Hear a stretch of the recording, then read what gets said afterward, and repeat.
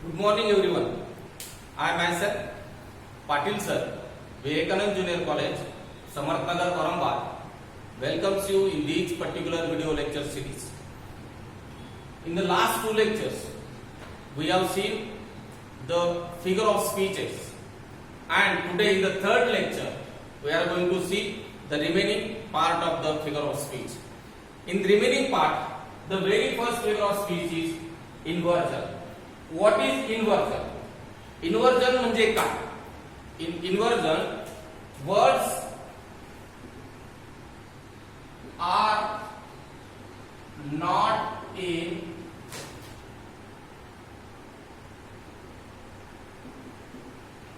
proper prose order, or words are not in prose order. What is prose order? जेव्हा आपण म्हणतो की inversion म्हणजे काय, तर इन्व्हर्जन म्हणजे जे दिलेले शब्द असतात लाईन मधले ते प्रॉपर ग्रामॅटिकल ऑर्डर मध्ये नसते. Grammatical order, what is grammatical order? Grammatical order is subject plus verb plus object. And in this inversion, we don't find the grammatical order of the words.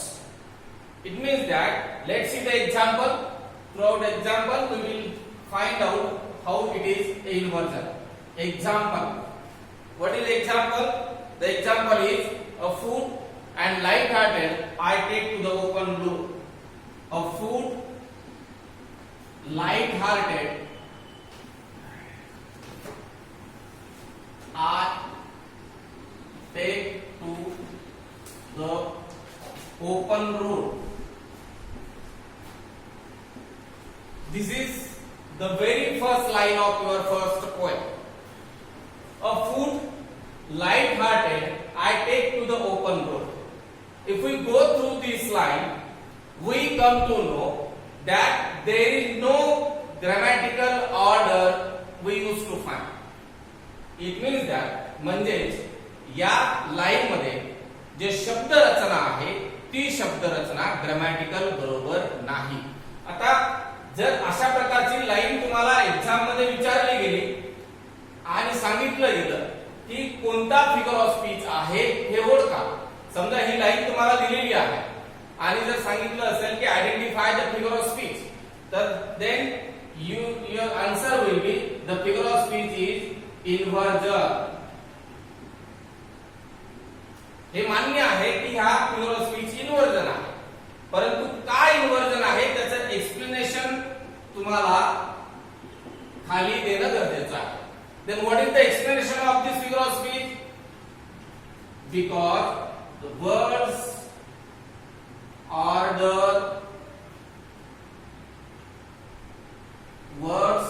Not in grammatical order. Then मग आता grammatical order नुसार वाक्य कसं पाहिजे होतं तेही आपल्याला खाली द्यावं लागेल. Example, subject plus verb plus object. सुरुवातीला काय येईल? Subject I take to the open road of food and light-hearted. अशा पद्धतीने आपल्याला त्या सेंटेन्सचं एक्झाम्पल देता येईल. आता अशा पद्धतीने जर आपल्याला आयडेंटिफाय करायचं असेल तर आपल्याला इन्व्हर्जनची डेफिनेशन माहिती पाहिजे. काय आहे डेफिनेशन? मी पुन्हा एकदा तुम्हाला क्लिअर करून सांगतो आहे की words are not in a proper or correct prose order. When the words are not in a correct prose order, it means that is inversion. जेव्हा एखाद्या लाईन्स मध्ये words are not in proper grammatical order, जेव्हा शब्द हे proper grammatical order मध्ये नसतील त्यावेळेला तो फिगर ऑफ स्पीच असेल इन्व्हर्जन. इन्व्हर्जनचं एक्झाम्पल आपण बघितलं तुमच्या पहिल्या पोएम मध्ये. पहिली लाईन आहे afoot light hearted I take to the open road. जर आपण ही लाईन्स घेतली तर या लाईन मध्ये आपल्याला समजतं की जे शब्द रचना आहे ती प्रॉपर ग्रामॅटिकल ऑर्डर मध्ये नाही. तर ती कशी असायला पाहिजे होती, तर I take to the open road हा भाग अगोदर पाहिजे, म्हणजे आय हा सब्जेक्ट आहे, टेक हा वर्ब आहे, and then afoot and light hearted means हा ए भाग झाला, हा बी भाग झाला. अशा पद्धतीची लाईन आपल्याला प्रॉपर ग्रामॅटिकल ऑर्डर मध्ये द्यायला हवी. ती प्रॉपर ऑर्डर मध्ये दिलेली नाही, म्हणून दॅट इज इन्व्हर्ट. इन्व्हर्जन आपल्याला ओळखायचं असेल, पुन्हा एकदा रिपीट करतो, इन्व्हर्जन जर आपल्याला ओळखायचं असेल तर त्यावेळेला आपल्याला कसं ओळखावं लागेल की दिलेल्या लाईन्स मध्ये जर शब्द हे प्रॉपर ग्रामॅटिकल ऑर्डर मध्ये नसतील तर त्यावेळेला तो फिगर ऑफ स्पीच असेल इन्व्हर्जन. आता पुढचा फिगर ऑफ स्पीच कडे आपण जाणार आहोत.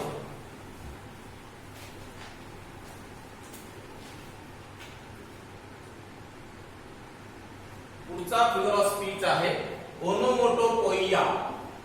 ओनोमोटोपोइया.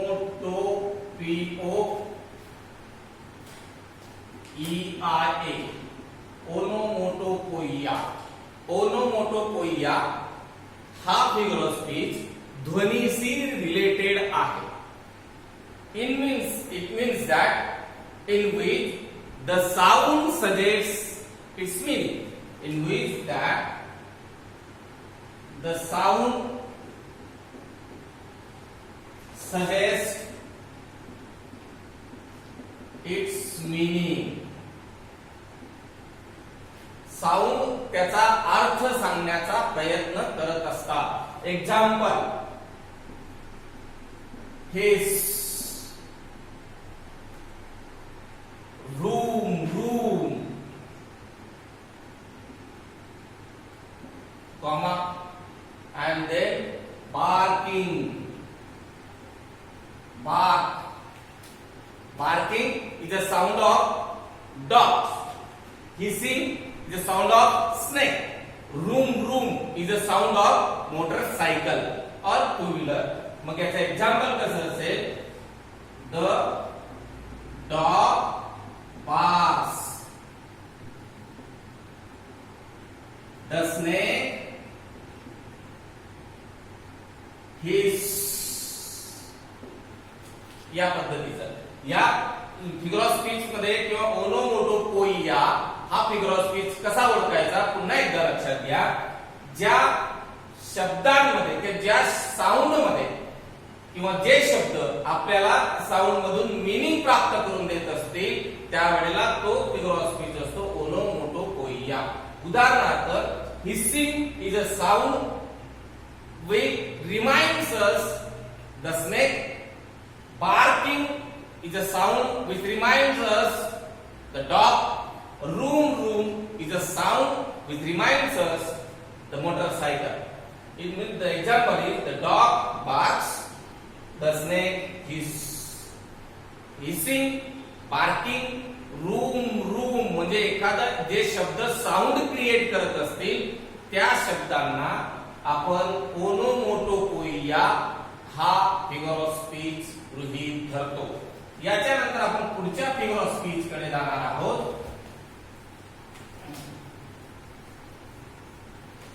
पुढचा फिगर ऑफ स्पीच आहे मेटॉनिमी.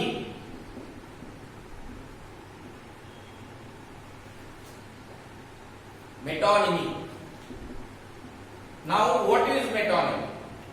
मेटॉनिमी म्हणजे काय? In this particular figure of speech, the name of the one thing for another thing is related to. या figure of speech मध्ये काय आहे?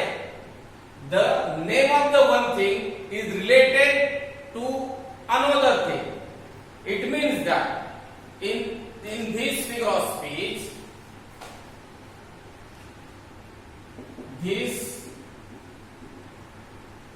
figure of speech consists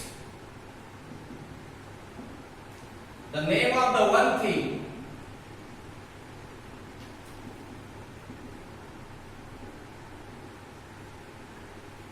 for another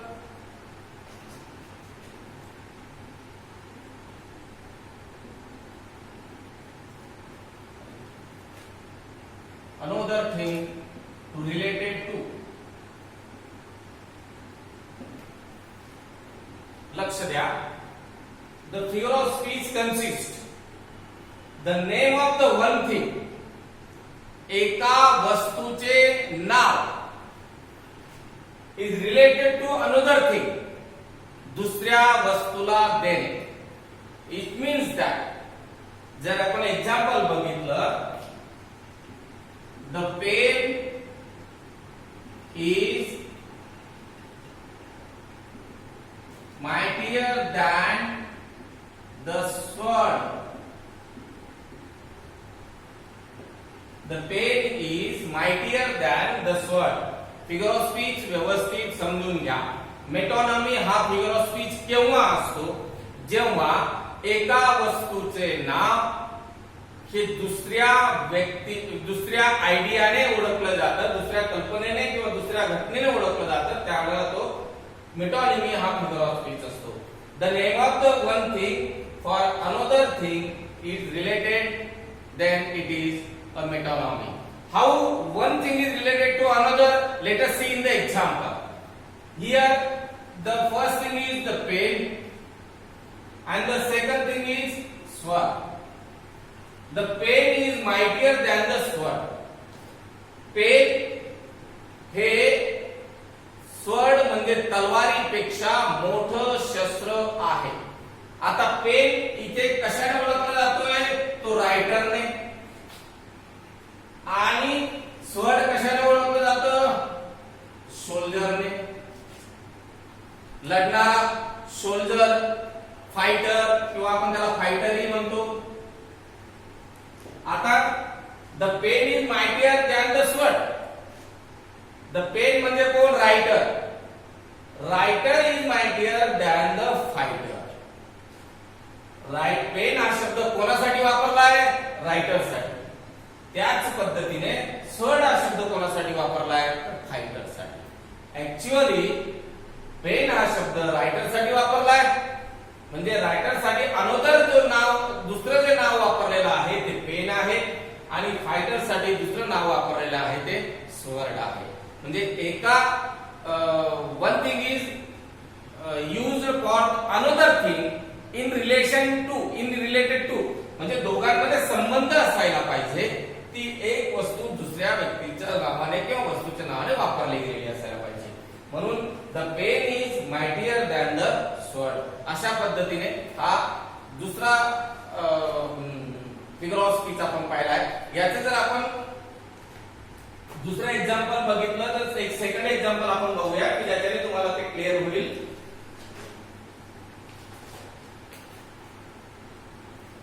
second example आहे बघा. You must address the chair. You must address the chair. तुम्ही चेअरला संबोधित करायला हवं.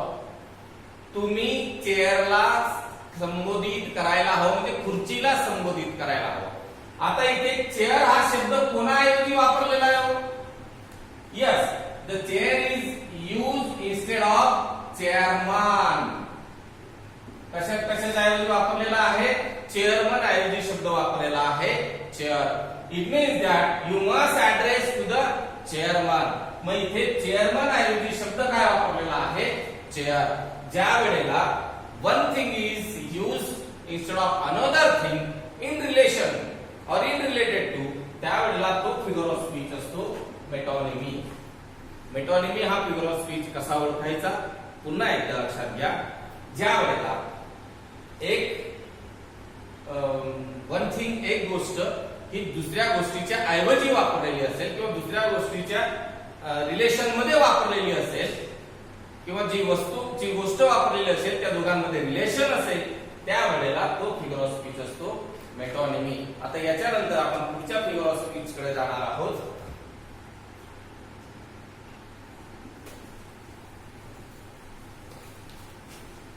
पुढचा फिगर ऑफ स्पीच आहे interrogation. Next figure of speech is इंटरॉगेशन.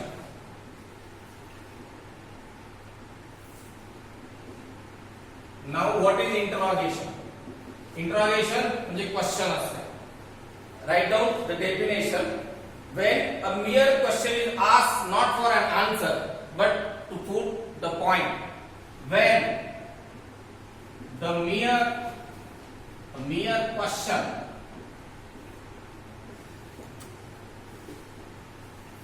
is asked not for an answer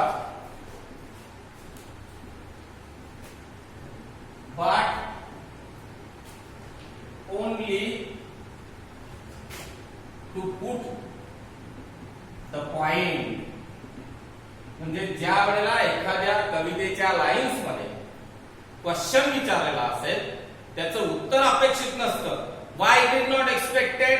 का अपेक्षित नाही? त्याचं कारण असं आहे की त्या प्रश्नाचं उत्तर हे त्या कवितेमध्ये किंवा त्या लाईन्स मध्येच असतं. एक्झाम्पल आपण पाहूया. कॅन टू और टू इवन मेक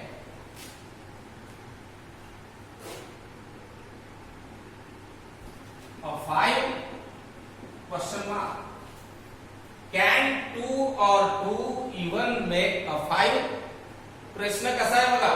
पोएमची लाईन आहे किंवा एखाद्या लाईन्स मध्ये अशा प्रकारचा प्रश्न विचारला असेल की ज्याचं उत्तर हे त्याच प्रश्नामध्ये किंवा त्याच लाईन मध्ये असेल त्यावेळेला तो फिगर ऑफ स्पीच असतो इंटरॉगेशन. कॅन 2 और 2 इवन मेक अ 5? 2 आणि 2 5 होतात का? तर आन्सर आहे no. Answer is there only. Answer तिथेच आहे. आन्सर आपल्याला तिथेच क्लिअर होतं. मग अशा प्रकारचा जर एक्झाम्पल तुम्हाला किंवा लाईन्स तुम्हाला आयडेंटिफाय करायला लावल्या तर त्यावेळेला तो फिगर ऑफ स्पीच असतो आपला इंटरॉगेशन. याच्यानंतर आपण पुढचा फिगर ऑफ स्पीच कडे जाणार आहोत.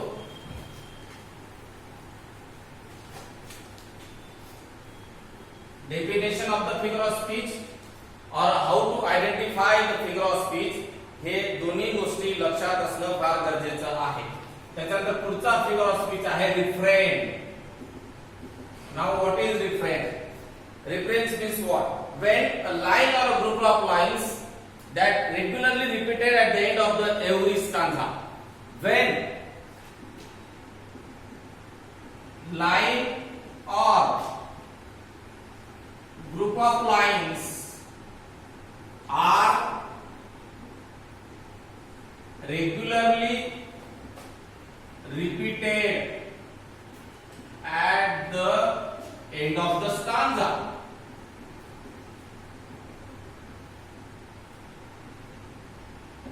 जेव्हा लाईन किंवा एक किंवा दोनापेक्षा जास्त लाईन्स जर रेग्युलरली रिपीटेड केलेल्या असतील त्या स्टांजाच्या एंडला लास्टला तर त्यावेळेला तो फिगर ऑफ स्पीच असतो रिफ्रेन. याचं बेस्ट एक्झाम्पल लास्ट सिलेबस मध्ये एक पोएम होती. पोएमचं नाव होतं the person I am looking for. The person I am looking for या पोएम मध्ये प्रत्येक स्टांजाच्या शेवटी एक लाईन रिपीट केलेली होती. You may be the person I am looking for. You may be the person I am looking for. प्रत्येक या poem मध्ये the person I am looking for या पोएम मध्ये प्रत्येक स्टांजाच्या शेवटी you may be the person I am looking for he line repeat केलेली होती. म्हणजे एखाद्या पोएम मध्ये जर स्टांजाच्या शेवटची लाईन एक किंवा दोन लाईन्स या पुन्हा पुन्हा रिपीट झालेल्या असतील त्यावेळेला तो फिगर ऑफ स्पीच असेल कोणता? रिफ्रेन. म्हणून रिफ्रेन हा फिगर ऑफ स्पीच अतिशय महत्वाचा आहे. जर लाईन्स आपल्याला आयडेंटिफाय करायच्या असतील ती कोणता फिगर ऑफ स्पीच आहे त्यावेळेला लक्ष द्या. जर स्टांजाच्या शेवटी एक किंवा एकापेक्षा पेक्षा जास्त लाईन्स या पुन्हा पुन्हा रिपीट झालेल्या असतील तर त्यावेळेला तो फिगर ऑफ स्पीच असेल रिफ्रेन. म्हणून रिफ्रेन हा फिगर ऑफ स्पीच लक्षात ठेवा. याच्यानंतर पुढचा फिगर ऑफ स्पीच आहे आपला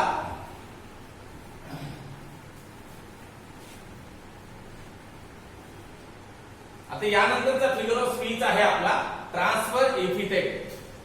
हा फिगर ऑफ स्पीच अतिशय महत्वाचा आहे. बऱ्याच वेळेला हा फिगर ऑफ स्पीच परीक्षेमध्ये विचारला जातो, परंतु त्याला आयडेंटिफाय करणं थोडंसं कठीण आहे. म्हणून हा फिगर ऑफ स्पीच व्यवस्थितरित्या समजून घ्या. इथे अगोदर त्याचे डेफिनेशन लिहितोय. What is the definition of transfer epithet? Epithet is transferred from the appropriate noun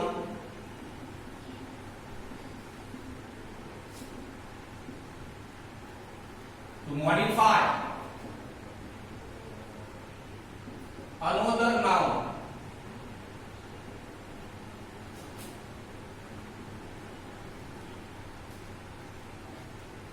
to which it does not really belongs. Now let's see what is the transfer epithet. पहिल्यांदा सगळ्यात महत्त्वाची गोष्ट ट्रान्सफर म्हणजे इकडून तिकडे transfer होणे. Epithet, इथे एपिथेटचा अर्थ घ्यायचा आहे ऍडजेक्टिव्ह. आता सोप्या भाषेत जर आपल्याला याची डेफिनेशन पाहायची असेल तर जेव्हा एका नाउनचं ऍडजेक्टिव्ह विशेषण हे दुसऱ्या नाउनला ट्रान्सफर केलं जातं त्यावेळेला तो फिगर ऑफ स्पीच असतो ट्रान्सफर एपिथेट. पुन्हा एकदा सांगतो, रिपीट करा. जेव्हा एका नाउनचं ऍडजेक्टिव्ह हे दुसऱ्या नाउनला दिले जातं त्यावेळेला तो फिगर ऑफ स्पीच असतो transfer epithet. Epithet is transferred. Epithet म्हणजे ऍडजेक्टिव्ह. आता इथे अर्थ काय घ्यायचा आपल्याला? Adjective. Adjective is transferred. Adjective हे ट्रान्सफर्ड होत असेल द अप्रोप्रिएट नाउन दुसऱ्या नाउनला कशासाठी? To modify another noun. त्या नाउनला मॉडिफाय करण्यासाठी जर ते ऍडजेक्टिव्ह ट्रान्सफर होत असेल which it does not really belongs, की ज्याला ते ऍक्च्युअली बिलॉंग्स होत नाही किंवा ते त्याला ऍक्च्युअली त्याच्याकडे ते त्याच्याशी नाउन ते निगडीत नसतं, परंतु ते त्या नाउनला ऍडजेक्टिव्ह दिलं जातं. एक्झाम्पल वरून आपल्याला समजेल.